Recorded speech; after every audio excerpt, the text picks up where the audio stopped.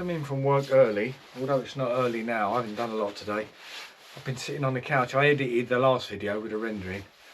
And now just sat on the couch and watched probably a few of you on YouTube really. So what I'm going to do, I've got some doors to prepare. So I thought I'd make some use of some spare time. And I'm going to, although these are the doors, and they're a finished gloss, but they're changing colour, they're not staying that colour. So although they're a beautiful factory finish, I'll just show you, it's such a shame. I mean, they're actually, it's a beautiful spray factory finish, but I can't change the colour of them doors and just go straight over the top with gloss. I'm not going to chance it. You know, you wouldn't do that if you was going over a door that's in someone's house that's been glossed, so I don't think I should do the same for that. So I'm going to have to prime undercoat it again before the top coat goes on. So I bought a cheap version which has got some good reviews, and I did make a video about this the other day, and this is fairly probably about half the price of the bigger brands. So I'm going to paint these doors with that, but first of all I'm going to soak them in some hot water. So let's go over to the sink. Right, let's sit that in there.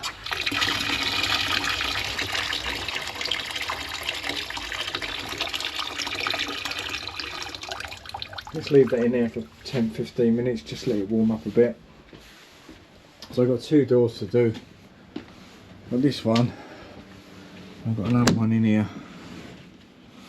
This is my little bit of solace, this is. I've got another door there, so I'm probably just going to do them in here. Put a bit of carpet. It's going to cost me a fortune this winter, look. Got a little radiator on in here. Yeah, it's a proper little man cave this is. 99, 100. So before I paint this door with the primer undercoat, I'm just going to give it a little scratch up with a bit of 320. Can you see that? 320. And I like using these little handheld things. You can get them by Merca. I think Merca make one, but this one I found online cheaper. Decorating Direct, I believe. Fossa. And that's just got like a Velcro thing there. And then obviously that little bit there will go on the end of a hose. If you've got the Merca Handy Kit, which comes with a hose. And the Merca Handy Kit has a bigger hand sander. They're about 40 quid, but you know, if you do a fair bit of decorating, and you've just got a normal Henry Hoover, you know, like that sort of vacuum, so you haven't got the Festool with all the dust extraction.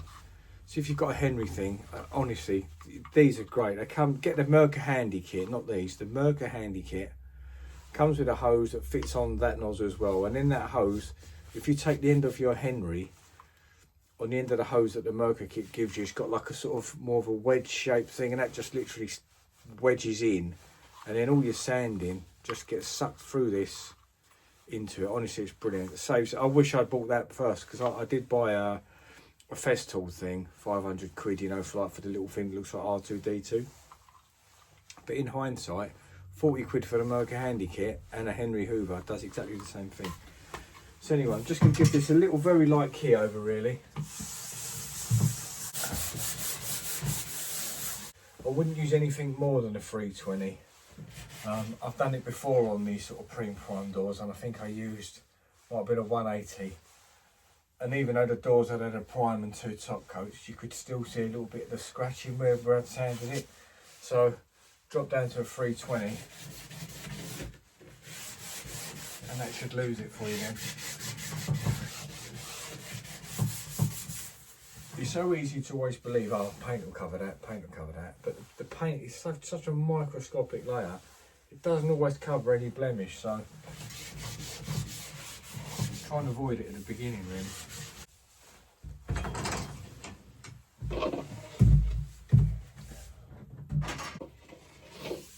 That's probably the sticker telling me what side the locks are.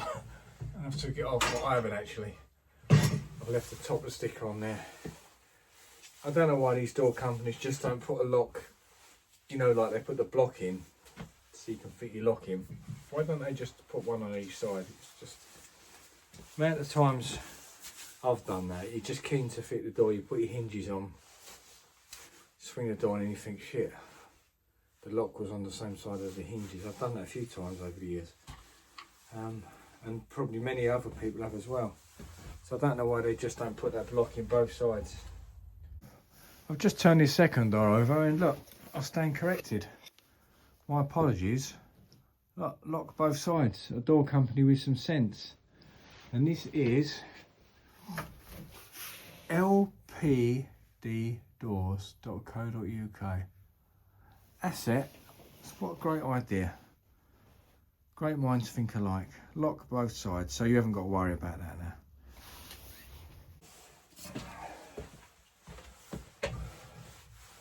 Just a lightly damp cloth really, just to get all the dust off. Right, so that tin's been sitting in warm water for about 20 minutes now. And that feels like it's nice and warm in there now.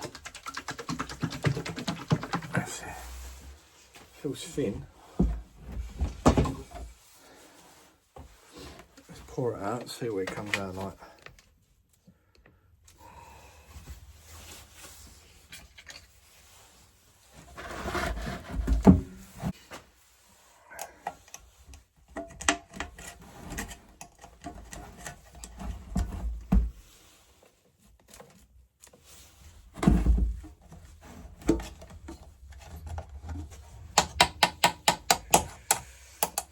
These little spanners, these little thin things you get like when you buy a toy and they chuck one of these little thin things in.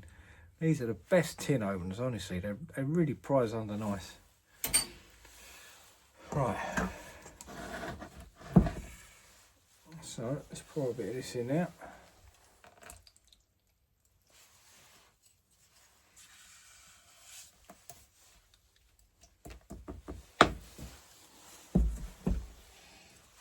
Smells alright. Smells like it's got something good in it. Some stickiness.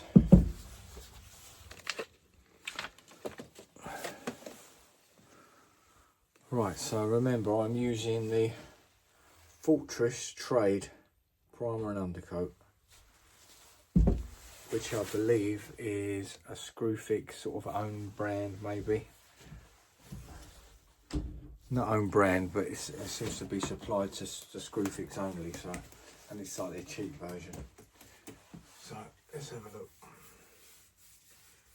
I mean, this first coat I would imagine is going to be very skiddy anyway on this.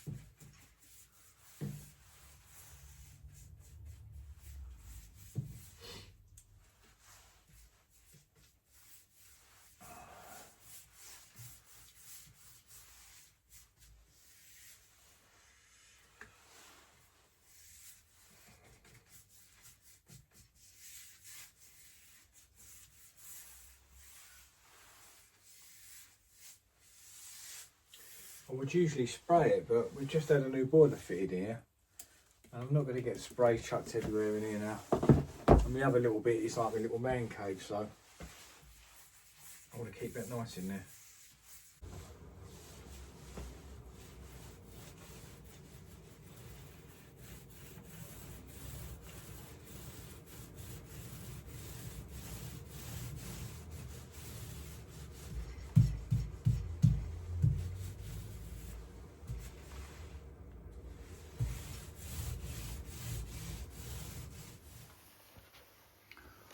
Well, that's the first coat of that on anyway. It's laying on alright, it looks okay. It's all together, there's no separation on it. It's seems like quite a good sort of paint really. Can't tell any difference from it between that and say like a Zinza or something like that. Just feels good. It's just one sort of quick roll with that mini roller, the like the mohair type. I don't like the sponge rollers. I've never liked them. They start, if you use the sponge rollers, after a while they start causing bubbles in the paint everywhere. So I like them, like, I think it's mohair they call it. Them ones look better. They just got a little bit more of a, like a flock on the end of the roller, a little bit more furry, but obviously not the emulsion ones. So yes, that's laid on pretty well. I'll leave that to dry and come back and check that. Right, so it's about a day and a half later since I've painted these doors now. I've just come back to these. They've just been sitting in my garage and they look great. They look really good. So let's just turn you around and I'll give you like a bit of a closer up of the surface and I'll give it a little scratch test. Right, so I don't know if you can see if the light will pick up. Let's try and turn around, but that's laid on really nice, that. And that was just, obviously you've just watched the video, but I'm just repeating myself. It was just one roll with a mohair roller and a brush on, and it all seems to have laid on all right. This one as well, probably a couple of little bits just where I've missed with the roller, you know, like I could have gone on probably again with a roller, but I just gave it a quick pass. But I don't think that's to do with the paint. I just think that's to do with the applicator, who is me, silly old me. But anyway, I've given it a little scratch test with a nail.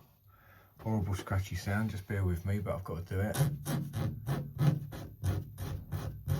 So I'm going quite hard with a nail there, and it's not moving at all, that paint. Look, there's nothing moves on that, so I am pretty impressed with that. Just for a cheap paint.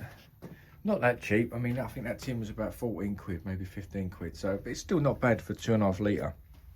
And if it's doing the job of, you know, a more expensive brand, I'm just going to start using this stuff really, just for these simpler jobs. You know, when it's not calling for anything specialist, you're just trying to blot out stuff in the background. Just going to put that on. I mean, that seems to have performed just as good as the more expensive ones, you know, like your Zinzas and your Duluxes and that. It's just done the same sort of job. So that's what I'm going to be used. But it also says on it, primer for undercoat, walls and wood. Now, I don't really know what they mean by walls. I mean, is it going over old, you know, like if you've got an old blue wall, you go over that first. Has it got more body on it? Let's have a look on a tin and see what it says about anything like that. So application, I would imagine that means mix thoroughly before use, apply at a temperature, blah blah blah blah. Do not apply,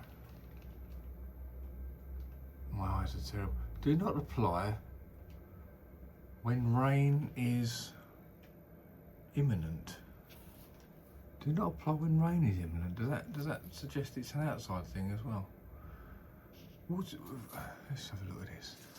Fortress Trade water-based primer and undercoat will seal most porous surfaces, improving top coat adhesion and optimising overall paint performances for use on interior and exterior walls, wood and masonry. So what's not to like about this paint? That seems fantastic. So wood and masonry. It doesn't say anything about bare plaster, but I would imagine if it's saying masonry, you know, maybe just a little drop of water in it will seal it. Because sometimes, you know, it's like if you're trying to go over bare plaster with a contract matte or just any old matte, like white emulsion, sometimes it can take a good few coats. So this might give you that sort of blotted out quicker. So yeah, it might be good for all sorts of things really, even going over coving, because old coving can be a bit of a pig to cover. You know, you paint it in it and you keep pulling out the corners and the emulsion seems to want to just sort of pull out with a brush. So this might be good for all sorts really.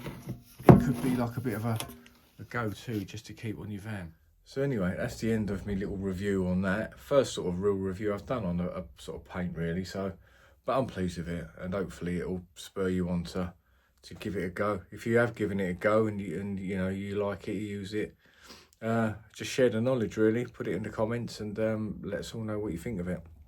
Anyway, today I will do a separate video for this, but today I'm going to be using this new Herbal sprayer that I bought a couple of days ago.